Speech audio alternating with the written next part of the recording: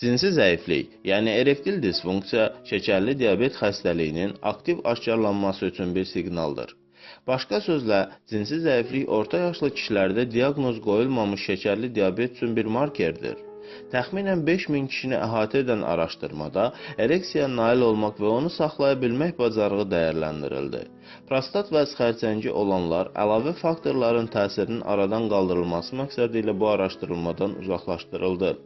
Erektil disfunksiya və ürək-damar xəstəlikləri arasında əlaqəni nəzərə alsaq, araşdırmaçılar ürək-damar xəstəliklərinin risk faktorlarını, əsasən də şəkərli diabeti, hipertoniyanı və hiperxolesterinemiyanı aşkara çıxartmağa cəhd etdilər. Erkən aşkarlanmış bu vəziyyətlər ürək-damar xəstəliklərinin və buna bağlı ölüm hallarının yayılmasının qarşısını alacaqdır. Araşdırmanın nəticəsində aydın oldu ki, erektil disfunksiyası olan kişilərdə diaqnozu qoyulmamış şəkərli diabet riski 2 dəfə artıqdır. Bu əlaqə 40-59 yaşlı kişilərdə daha güclüdür. Belə ki, cinsi zəifliyi olan hər 10 kişinin, cinsi zəifliyi olmayan isə hər 50 kişinin birində hələ diaqnozu qoyulmamış şəkərli diabet aşkarlandı.